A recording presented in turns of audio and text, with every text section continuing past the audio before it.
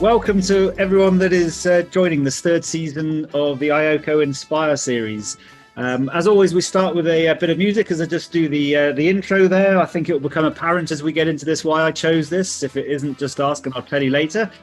And as always, please do make this participative. So if you've got questions, shout them out, stick them in, put them in the Q&A function because I get to those quicker. If you can't find that, just use the chat. We'll try to pick some of those up as well. But for now, I'm just going to hand over to Pusaletso to actually give the formal introduction. Over to you.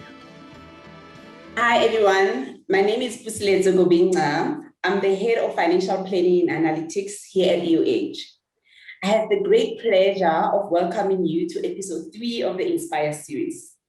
Last week, we heard from Stanford Massey on purposeful leadership in unicorns. It was an intriguing discussion indeed. 2 points that resonated with me from the conversations were, you need to understand humanity more than you understand technology. And true invention and innovation doesn't exist among business people and entrepreneurs. It exists when people are having fun. If you missed last week's episode, please take a moment to watch the full webinar recording on our website, ioko.tech. Stay tuned as Colin speaks to our author and businesswoman, Professor Shirley Zinn, on the topic, do boards need new purpose? You're welcome to post your questions or comments in the chat for our speaker. I'd like now to hand over to Colin of Innovation Catalyst, who will facilitate the conversation. Over to you, Colin. Thank you. Thank you, and thank you very much as well. I'm just going to go and click a button there. Right. Prof Shirley Zinn. I'll just give a quick intro because as we were saying beforehand, if you're going to do it, we could be here for about 15 minutes because it is a very illustrious career that we've got here. You've been to Harvard, you've won awards, top co-media, for example, top women in business, top executive, and I'm having to look at some notes here because there's just too many for me to remember. You've been HR director at companies like SARS, Nedbank and Standard Bank, and Woolworths, non-executive director at organizations currently like Sanlam, Afrocentric, Spur, the World Wildlife Fund, MTNSA, and I'm having to take breaths in between each of these. You're an adjunct professor at UCT and an executive director for the Boston Consulting Group. A very warm welcome to this particular episode. And if you don't mind, I'd like to kick off right with a question. You come from a background which I would say was tough. And perhaps that isn't actually summarizing it correctly. You come from the Cape Flats. You had none of the access and network and financial support that many people who have a career like this would have started with. What would you say it was that has allowed you to succeed where so many of the people that you started with haven't? Thank you very much, Colin. Thanks for having me. And that's a great question to start off with. I think that, yes, growing up in the Cape Flats was very tough and still is for many people there. The socioeconomic challenges are deep and wide and persistent. Poverty, gangsterism, drug abuse, all of the challenges that we are still fraught with. And somewhere in me at a very early age, my parents started to plant a seed of education is very important and you will get to matric. And I don't need to tell you about the numbers, Colin, of people who still don't make it to matric, particularly women and girls coming out of these very challenging areas. And my father was saying to me, you know, you got to have some targets and you got to set yourself some goals. And really, we don't want you to get stuck in this place. And my mother, on the flip side, was around values of respect, values of humility, values of hard work and excellence and generosity and kindness to others. And so with this kind of, they didn't use these big words like vision and values. I started on a journey that said I needed to finish matric. And when I got to matric, I had 2 teachers. And this is so pivotal because often we don't listen well enough to what people are saying to us, or we don't take away, the gift that is within it. And they actually said to me in the middle of my matric year, which was incredibly daunting for me, they said to me, you know what, you have the potential to do so much more than you think is possible. And I was just kind of blown over. The conversation started out, you are not the brightest pea in the pod. We know you have to work hard for getting the results that you do. But you have the potential to do so much more. And I want to say to people today on this call that each one of us has magic, has talent, often that remains unleashed within ourselves. And these two teachers took 5 minutes of a day to have a conversation with me, to tell me this. And I said, so what is it that you actually would like me to do? And they said, go home and have a conversation about university tonight with your parents, and we're going to help you to apply and get a bursary. And this is how the journey through education really started. And for me, that was a pivotal moment in my life that set me upon a trajectory, perhaps, that I might never have imagined. So some of the lessons I've learned in that is that, yes, life tosses us curveballs and adversity and even tragedy. And it's really, something like the great Nelson Mandela said, it seems impossible until it's done. And once we start to believe in ourselves and we listen to those around us who believe in us often sometimes before we believe in ourselves, it really does start a little message within your own soul that says, you know what, I actually have the resilience and the tenacity to pull through this. And I think that for me, Colin, is really where this mindfulness started. How important was it to have that support network to give you the confidence and encouragement and to help you on that journey? I think the support network is very, very important. And I do want to say to people today as well, it is absolutely vital that we surround ourselves with people who will uplift and inspire us. We inherit a lot of people, Colin. We inherit family and friends and often toxic situations, but we need to make a deliberate and conscious choice to say, I want to choose to spend my time with people that can uplift and inspire me. So whether it be a coach, a mentee, a good friend, a colleague you can trust, it's good to surround yourself with people like this, because they're the people who will support you through the difficulties that will inevitably come our way. We are human beings, and there are all sorts of challenges that I didn't even imagine would come my way in life. And just on a deeply personal note, after coming back from Harvard with a doctorate and really having had some wonderful opportunities, we lost our only child in a terrible car accident, from which I'm very fortunate to be alive. And I think that is the day I really realized in all of this devastation, I need to live my life with meaning and with purpose, and that we have that I have an opportunity to make a contribution and to make a difference because I'm still here. And so that is where the book came from, Colin, because it really is about swimming upstream in life, and that we all face some sort of adversity along the way, but that we live our lives meaningfully and purposefully is absolutely critical. And then how one takes that meaning and purpose in everything that you do, whether it be personal or professional, and make sure that you are living your purpose every day. And one last question on that journey. Did you ever have this aspirational target when you were young, or did it ever occur even up till now? I mean, you're still young. Where you said, I'm going to achieve all these incredible things? Or was it a little bit more short term, that way you just trying to, look forward the next 12 months and achieve the next target and the next target? And then you look back and, well, I've gone through a really cumulative exponential sort of growth here just by focusing on the kind of medium and short term. Well, I mean, the first thing was that the promise to finish matric, started to gel around the age of about 6 years old already.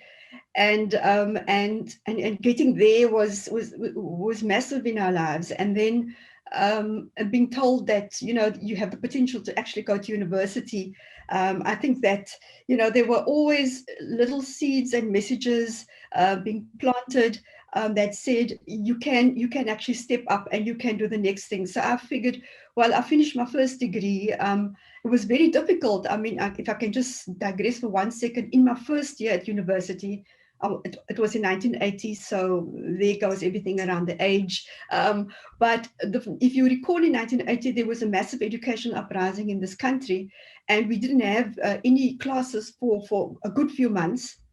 And I had to cancel my registration, I had to cancel my bursary, and I had to find a job which I battled to find. I couldn't find anything. And so, of course, a few months later, I went begging and pleading to the university to please cancel my cancellation, and so that I could get back and actually finish. And so after all of that difficulty getting through the first degree, I just told myself, well, you're on a roll, so just keep going. And so I was teaching and I was studying. Most of my studies were done part-time, but there was this constant, I was drawn to the idea that I can actually do this. And so I'll try and do more every year. So it wasn't a big master plan. It was just really how the universe came together for me. So that going to Harvard, for example, my mother-in-law still clips out little newspaper clippings for me in case I miss it somehow. And this particular one she gave me was the Harvard South African Fellowship is now open for application. And I said to her, do you really think that I can go to Harvard? Is this, something that you really think I should apply for? And she said to me, if you don't apply, you'll never know. So of course I applied, and there are 5 of us that got to go to Harvard for a year, fully paid. It was the first year in my life I didn't have to worry about money and where it was going to come from. I need to say to this audience again today that just yesterday, the Harvard South African Fellowship put out their applications are open again. So if you're interested, go and check the website out. But it's just something that I didn't plan for, didn't think would happen. Even when I went to the interview, it was so compelling and so intense. I thought, this is never going to turn into anything that, is going to lead me to Harvard. And of course, when I got there, I did a second master's. I just finished the first one at University of the Western Cape. When I got there, I was with these amazing people, this amazing experience. And I was a little bit terrified coming out of South Africa into this international environment. And everybody had kind of over-egged the Ivy League story. And so it was kind of, yes, you can do this. And I had a supervisor that said, you will do your doctorate when you're done with your master's. And I'm kind of, I really do need to get home for a whole lot of reasons. But here we were. And so it wasn't, things didn't always go according to a plan. It was just how things evolved. But I think what is important is to be open to those opportunities, have a mindset that says, I'm going to try. It seems impossible, but I'm going to give it a go, and give yourself the permission to not just feel the fear that you might fail, but the courage that you might overcome it. And these were, some of the things I had to really learn along the way is to managing the unknown, but being brave enough to step into it at the same time and navigating that fine line between it. I was very, very fortunate in my life to always find people who were ready to say, this is something that you actually can do.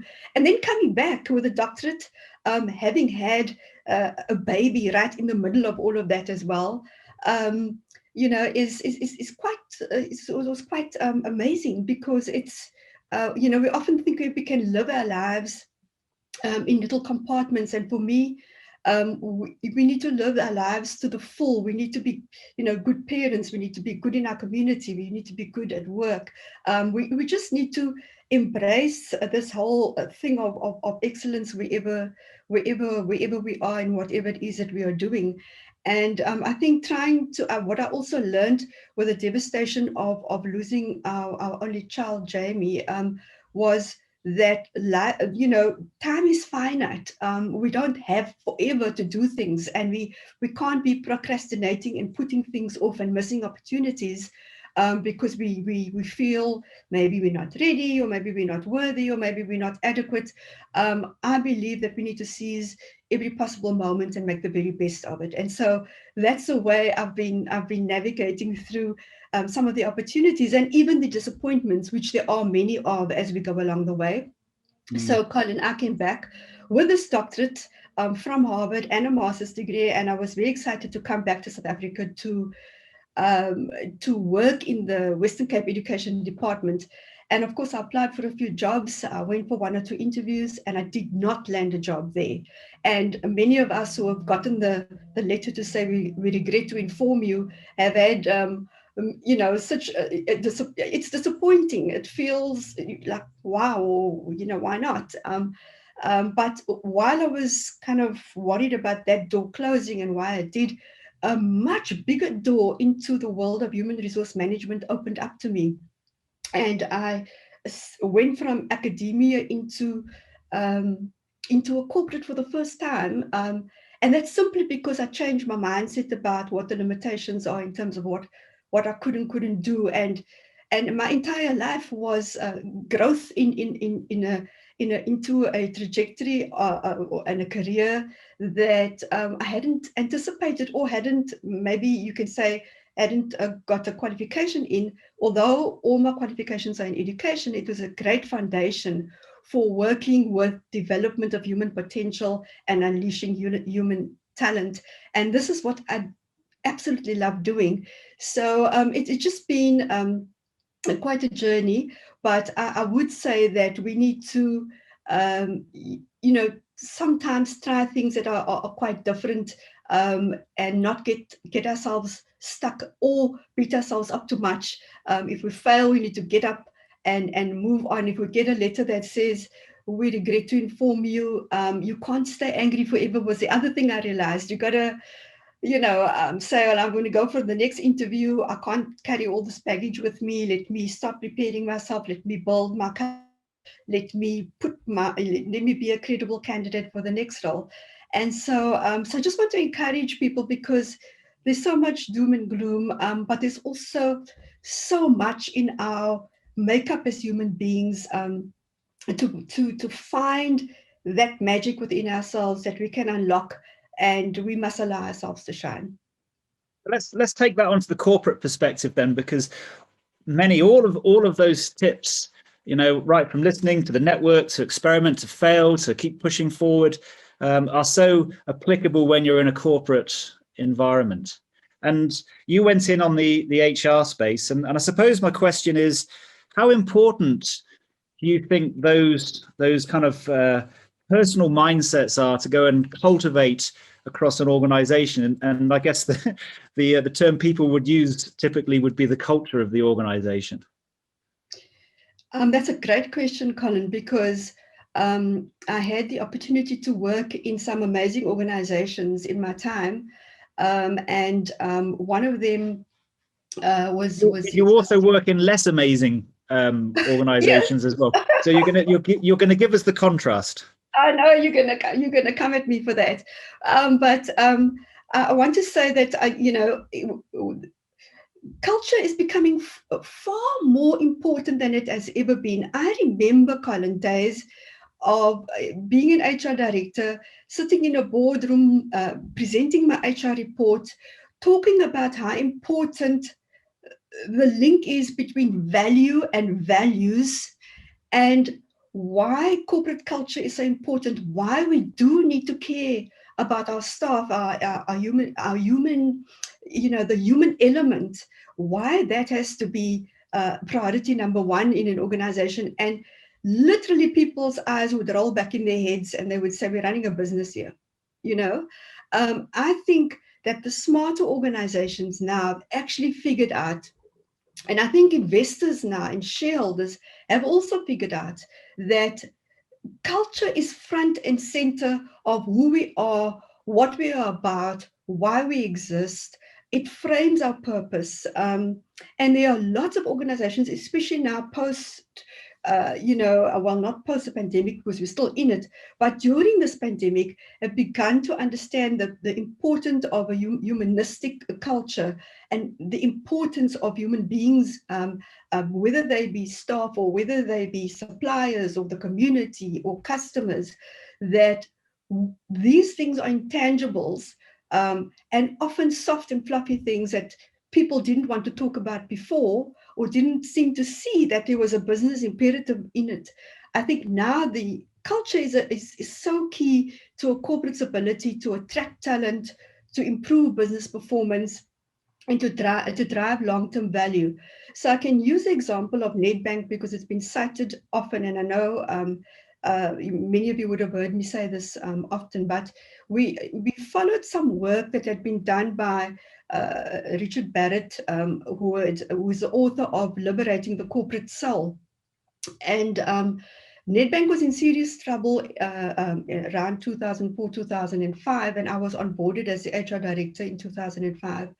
And they realized that they could not do a financial turnaround successfully if the 25,000 people in the organization who had been bruised and battered by front page news, decline in share price, and just, not very good press for a long, long time. And how do you get people to buy into a new vision with a new executive committee and a new CEO that has to change and ensure that an organization is actually going to sustain itself firstly, and it's going to thrive. And we were in very, very serious trouble. So it was a structured financial turnaround process that we had to do. And one of the things that we had done was to say, the hypothesis is the closer your personal values are to an organization's values, the more performance orientated it is, the more discretionary effort you get, the more people enjoy and love coming to work, the prouder people are of your brand. And of course, the opposite is true as well. The more chaos and dysfunctionality you have in your organization, they call it entropy then, the more you're going to need ICU to survive. And so the idea was to get the organization and the people's values as close together as possible. And I'm usually oversimplifying something now, so a good read for those of you interested in this. But we could literally see that as the culture of the organization improved, the financials improved. And I don't want to say there was a massive correlation. I don't want to make big claims like that, but I do want to say that the performance of an organization, the attractiveness of an organization, especially in times of uncertainty, especially at a time like this, where reputational capital is so important. And we have seen spectacular failures in organizations, especially around corporate governance.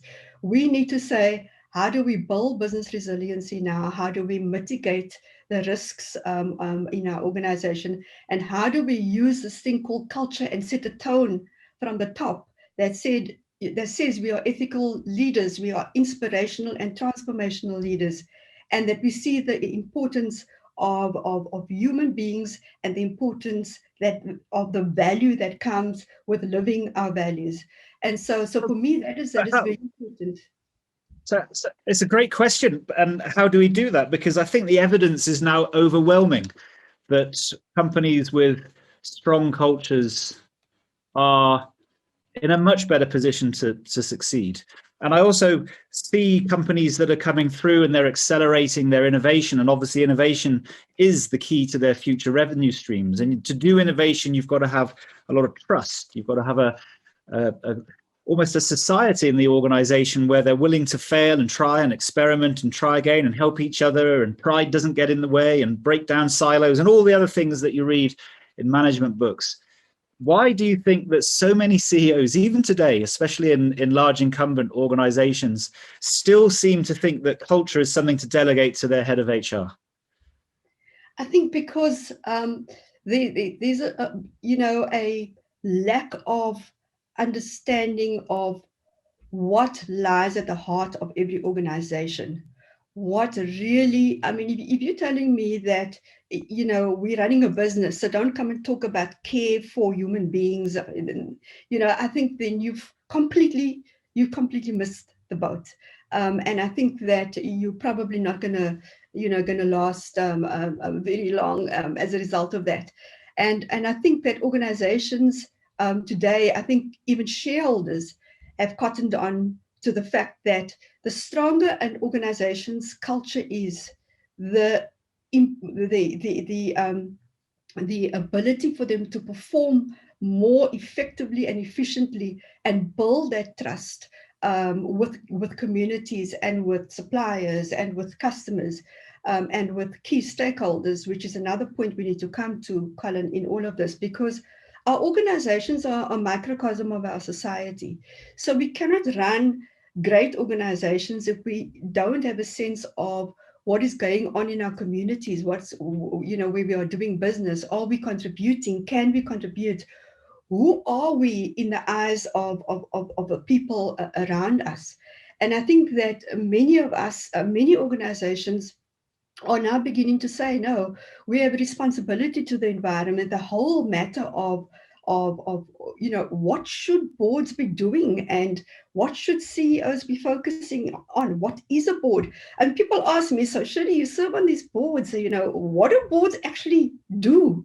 What do they do? I mean, you see one set of, series of troubles after the next for many of our boards today. Let's come on to the boards in a minute, because I just want to lead into it with one more question about at the C-suite level. So we've got this problem that culture is not really binding in a lot of organizations. It's incredibly powerful if you get it. How important is it that the leadership team set a clear purpose, which isn't specifically related to profit and short-term financial metrics, to actually then use that as the construct to build that culture that you're talking about? I think purpose is absolutely critical. It's part of this values conversation and culture conversation that we've been having. And I do believe that organizations have to, in these chaotic times, review, reflect, relook how and why they do business. And they need to look very deeply. And I think there's this alignment of people who come and work in an organization, their purpose, if it can be aligned to an organization's purpose and an organization's purpose is aligned, the board is aligned to what it's doing. And it goes beyond just maximizing on profits and shareholder returns. Before we used to talk about creating of shareholder wealth, but I think that purpose is a worthwhile endeavor, not necessarily one that boards have practiced well up till now. But I think what COVID has given us is an opportunity to review where we currently are and at our very deepest level, who we are and what we are about. And I think that one of the reasons, Colin, why this doesn't always resonate with people, first of all, it feels another soft and fluffy thing. Why do we need to talk about purpose, and there's a stubborn view still being held in many that say what worked in the past will continue to work today, notwithstanding the huge pace of change and all the disruption of digitization and the challenges out there. And that there is some hard research done that says purpose-driven companies outperform financial markets significantly. And this is, a proper research that's being done. So if you look at what is purpose, purpose is really our core reason for being. It defines our impact on the world. And there's something magical, maybe fairy dust about it that people would have said a few years ago, no, it's not even worth thinking about this. But it is a real ability to create value because you understand and embrace and live your purpose in everything that you do. So we need a purpose-driven mindset in the current day scenario that we are facing. We need behavior that is purpose-driven. We need the rational and the emotional, the intellectual, and the kind of the intangible bits of who we are to all come together in a unique proposition of what purpose is. And we know that results are a derivative of purpose. And so if we have purpose, we will have results.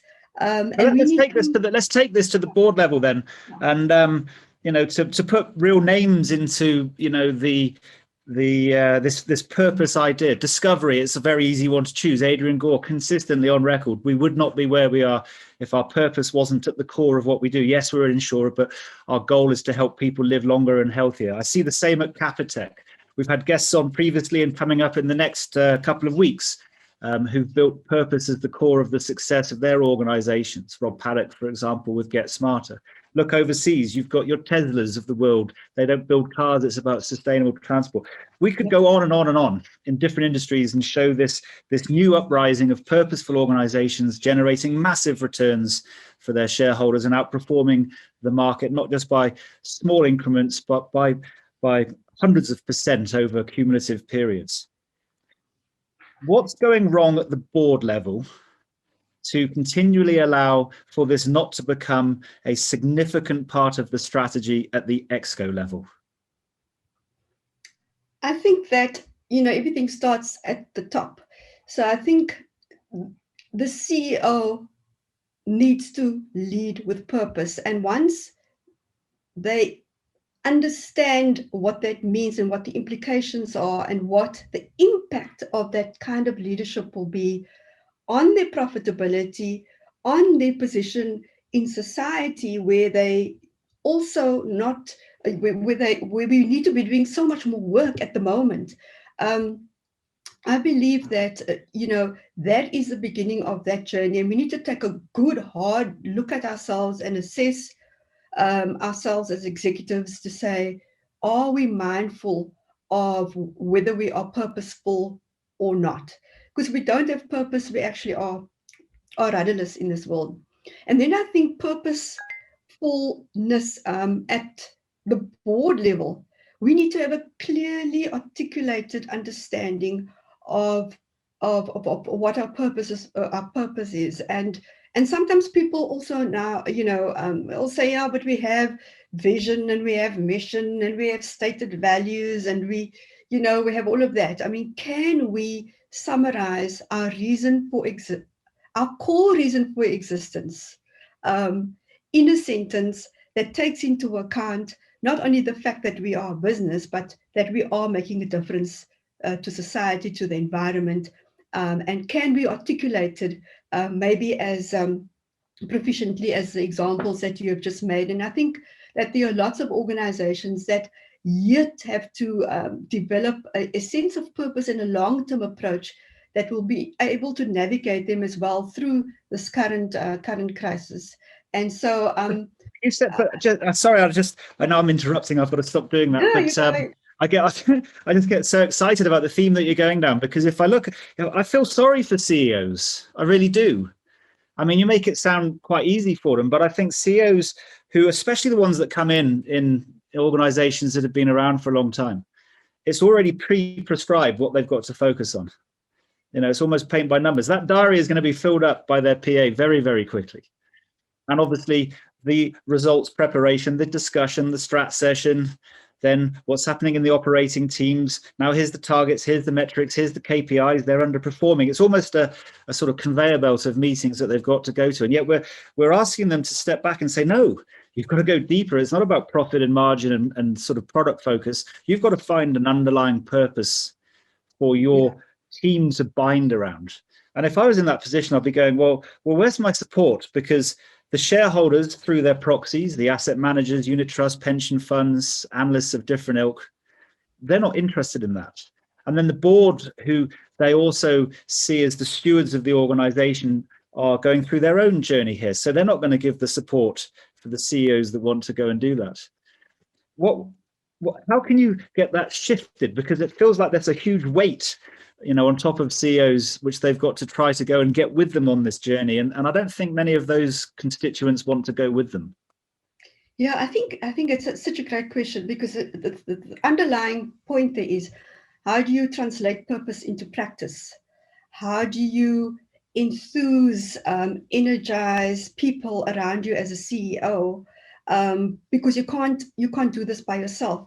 How do you use the leadership that's provided by your HR head, by your CFO and others in the C-suite, and collectively try to shape and influence the depth and breadth of your collective decisions that you want to make about the business, and that takes reflection. It takes a moment to just stop in the bustle of your diary and the lists of things that you have to do. Maybe, Colin, we need to look at the list of things that we are doing and ask ourselves, has this got anything to do with our purpose? And if we're not doing things that are helping us to achieve that or translate purpose into practice, then we're probably doing things that we shouldn't be doing. And we're probably having the wrong conversations and placing our energies in the wrong space. So for me, it's really about how do you adapt or adopt a clear sense of the statement of purpose, and how do you make sure that that purpose frames up the way we do things and make decisions? How do we build support? And I entirely agree with you that this is not an HR issue in and of itself, because that's usually where it would go.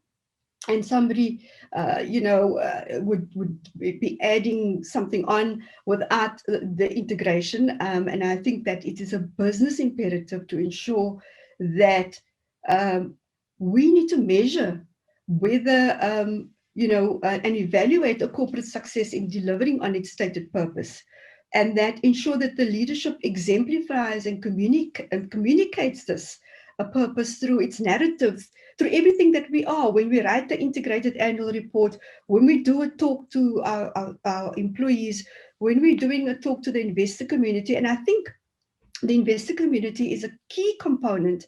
The shareholders, our broader stakeholders, are, if you look at what's been happening in AGMs over the last maybe 12 months, they are pushing back and saying, we need to be focusing more on our people, on their safety and on their well-being. We need to be focusing more on our environment and climate change.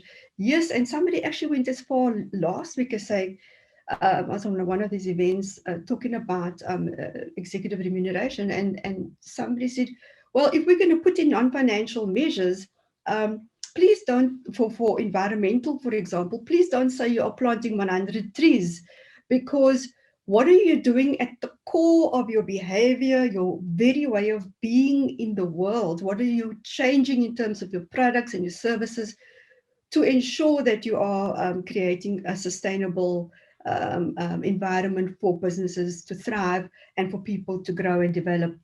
And so against that backdrop, Prof, yeah.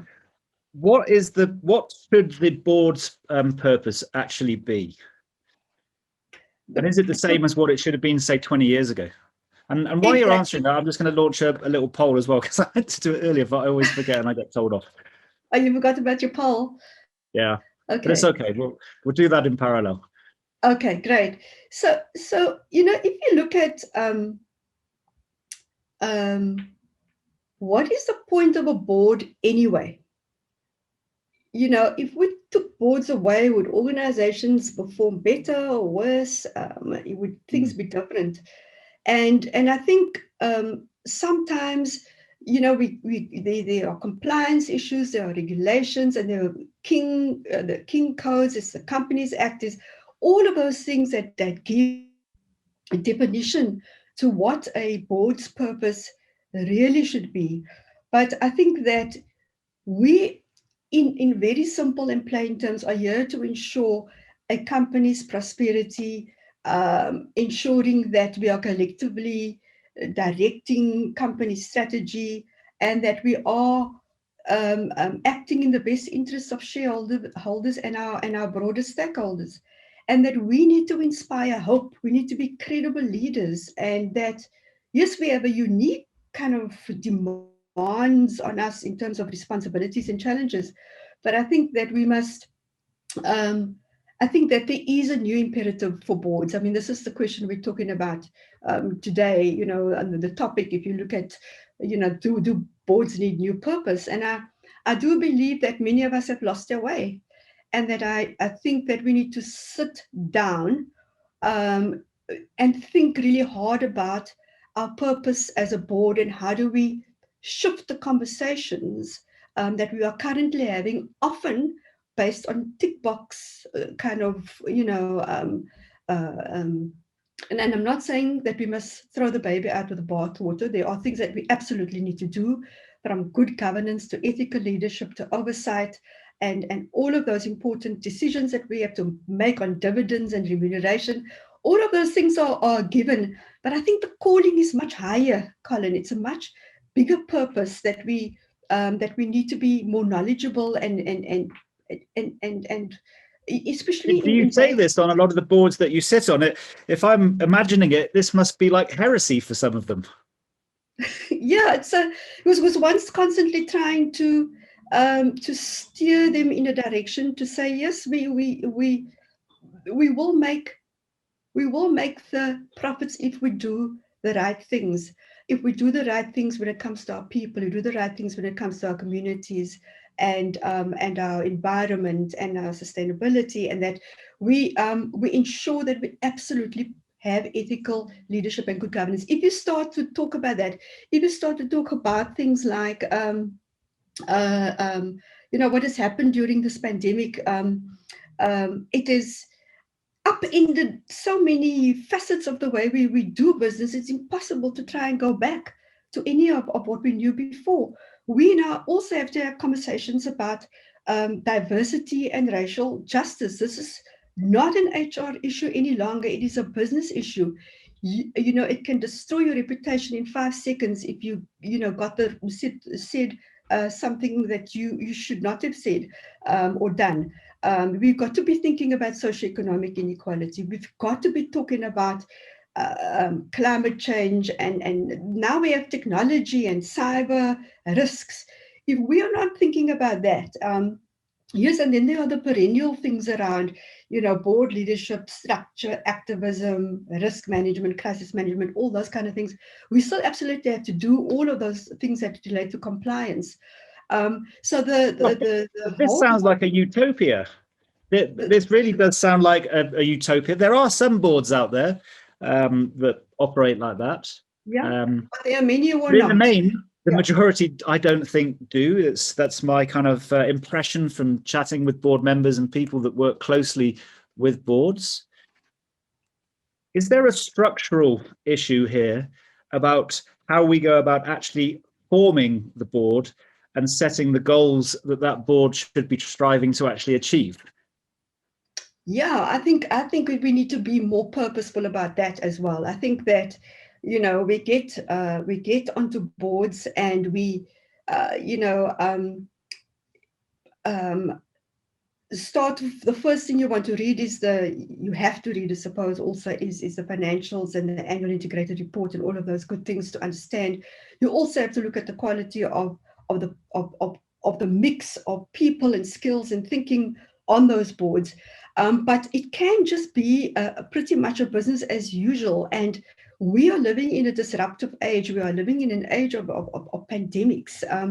And there's been so much written and said about why it is impossible to go back to anything we ever were before March 2020, and that organizations who are forward thinking will start to, if they haven't started yet, to start to think about how do we enhance our competence, our confidence, the credibility of our boards, especially given the erosion that we have seen. Even through COVID, we have seen plenty of challenges on boards, and we need to call those out. We need to call it out when people are not living the values, people are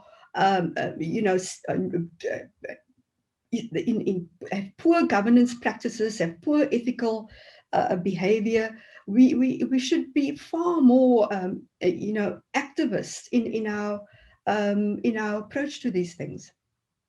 What can be done to try to go and to enforce that? We have a lot of MBA people that go into senior leadership teams. That's another discussion about whether that's good or bad, I suppose.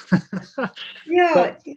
Do we need like a board school, which people go through, like a driving license for 3 or 4 months to kind of inspire them to think more about culture, about purpose, about this exponential world that we live in, to to try to go and find ways to go and support brave and courageous CEOs that want to transform their organizations and sell the idea to investors and other constituents that this is the right thing to do? I mean, I don't know what can be done here, because it feels like it might not self-solve. We might just have a number of companies that don't exist in 5 or 10 years, or diminish to levels which are nowhere near their formal glory if they don't make some sort of transformation. Absolutely, and that is absolutely, you've hit on a critical note there.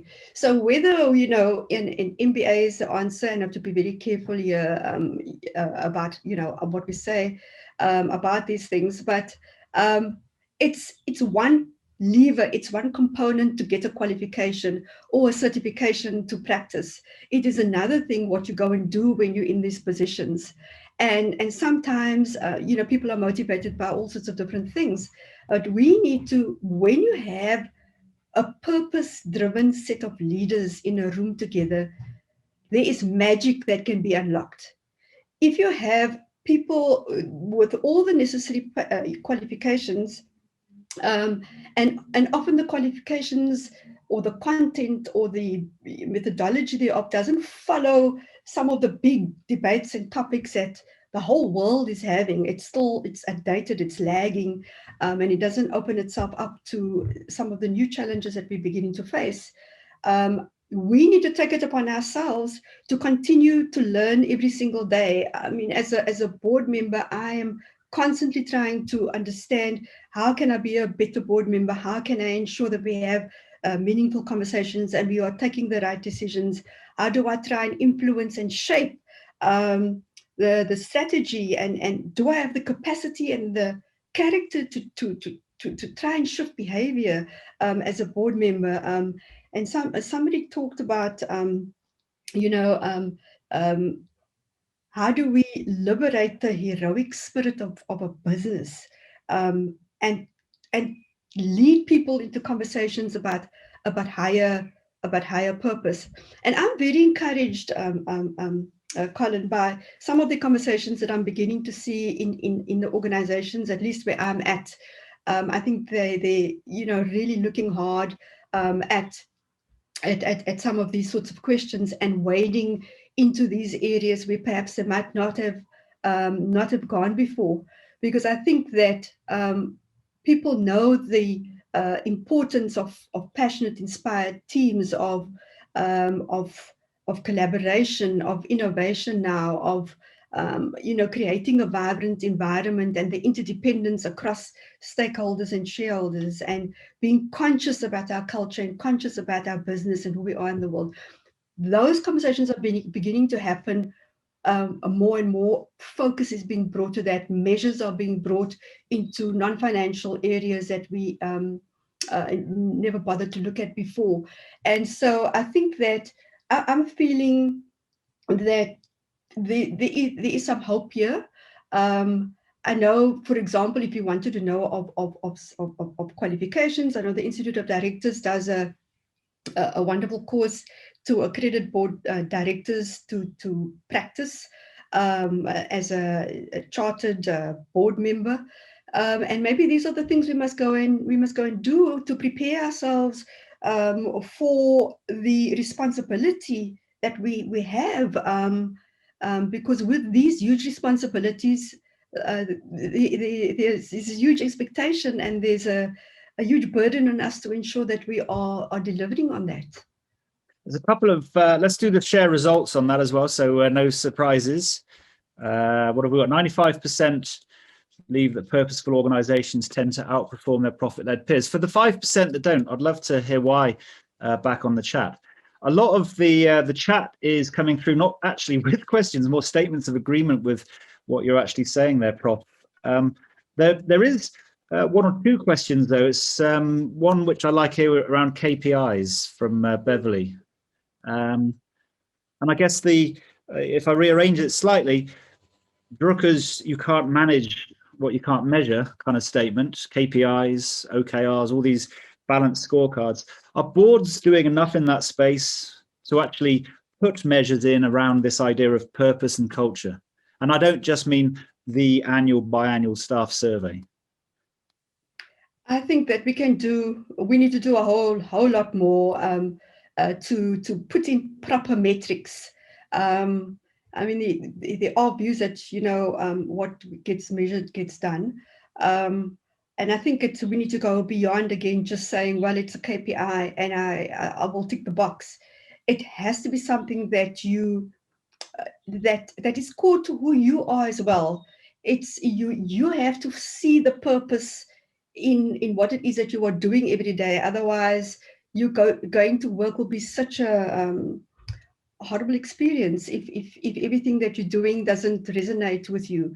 And that is the way you truly engage people, not through measuring you know, employee surveys, for example. If you want to use that example, it become very expensive things to do, and it's just a very few simple things that we can do to create employee experience that is fantastic, and people have joy coming to work because people relate to them. There's the social interaction. There's even in remote work, there's ways to be kind and generous. I mean, kindness has become a very important thing to talk about. It's something that we, again, one of those soft and fluffy things we say, no, that we don't do that here, we're running a business. But I think elevating humanity in our business is ultimately going to be the thing that we need to understand. And once we do that, people will just be engaged. People will be a talent magnet. People will want to come and work with us. People will want to stay with us. People will believe that they're experiencing, and it's not just blurb. It's a true experience, a genuine, authentic experience that we are giving people, that we are doing business with, or that we are employing, or that we are serving in the communities. That we are truly purpose. We're in a purpose-driven era right now. And do you think this is going to change automatically? Because this was a conversation with Charles Savage, CEO of the Purple Group, and but particularly Easy Equities. It's really fascinating. He says, we're seeing retail investors become the market movers on the exchanges. You know, and you've seen, so for example, Tesla, you look in the US, 25% of equity holders are basically retail, not going through a fund, or, you know, they're disintermediating the BlackRocks of the world. Yes. So this direct access in a new generation of people who care about purpose and care about conscious capitalism and care about the future of their children, they're starting to merge their view as being a customer and choosing their favorite companies, and an investor in those companies. And one argument is that taking away the structural asset management firms and analysts that we have now into directly the end consumer is going to force this change anyway, because CEOs are going to have to start treating this idea of purpose more seriously. Do you have a view on that as an argument, or maybe you're even seeing it already? Yeah, I think those transitions are going to have to be strategic choices that organizations have to make in the current world that we live in. We now interview, people in for roles, and they want to know what difference are you making to society, which are your projects, and if your products or your services out there are not sourced from the right, from green places. People make a decision to not purchase it any longer. If you're not showing improvements in your carbon footprint and deliberate efforts to change your ways around that, your consumer behavior is changing, and so that will be a huge catalyst, a huge catalyst for why organizations would need to change. And this is happening more powerfully now through social media and technology and digitization and all of the other connectivity issues and opportunities that we have here. So it's not the way it used to be any longer. And I think that needs to be very clear in our minds, and that our customers and consumers and our employees and our stakeholders will decide whether we will be in business or not ultimately. Do you think the board composition is having to change? And I suppose one quick question that's just come through as well. We have a lot of boards and a lot of board members that are in the newspapers regularly for doing all the wrong things. Yeah. you know, CEOs and the C-suite in general are meant to get fired when they do the wrong things. Board members seem to be able to stay in their positions for quite extended periods of, you know, time. Is there a mechanism? How does that actually work, and how are they able to go and survive in these spaces and not be called out? Yeah, that is a very interesting question, because we've seen a lot of that. And I think that, you know, we must understand the processes of, we need to appoint ethical leaders onto boards in the very first place. And we need to weed those out that are unethical. We need to do that without fear or favor.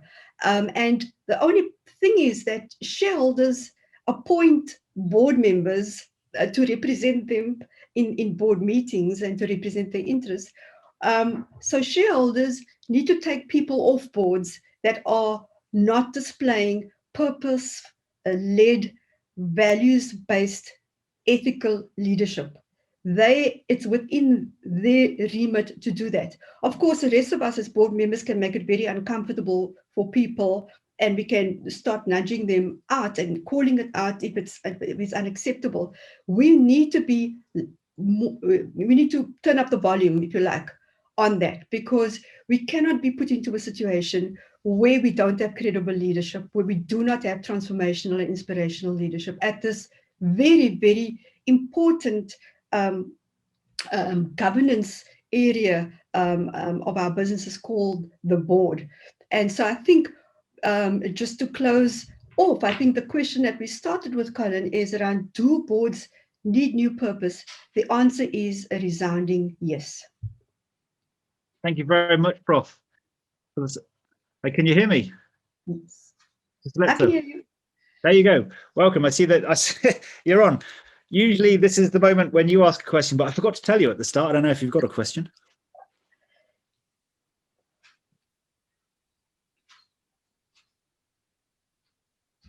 We can't hear you now.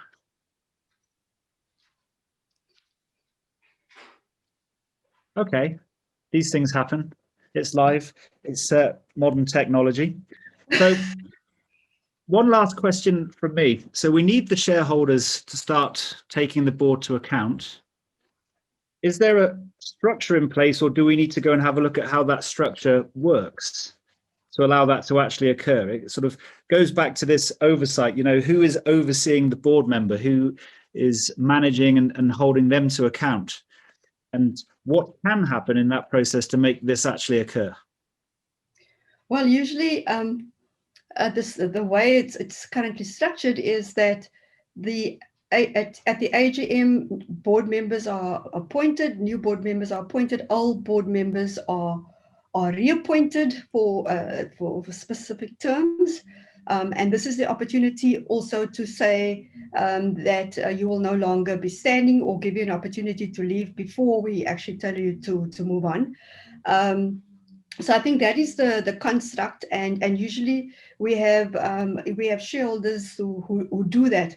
What we are finding more and more now is that activists in the form of broader stakeholders in the environmental, sustainability, governance, communities, they also now influence and shape and call out people who are leaders on these boards who are not behaving ethically, or who are, you know, practicing poor governance, and so I think there are many opportunities to say to a board member that is not purpose driven and not values based, to say we no longer require your services. We just need to do that more directly, and we need, if whether the shareholders are public or in the private sphere or an NGO or academic institution, we need to be calling this out more and more, so that we can ensure that we are positioning our organizations to be high performing, to be productive, to be constructive members of society, and also that we can build an economy that deals with our poverty and inequality and all of the challenges that we are facing with this pandemic.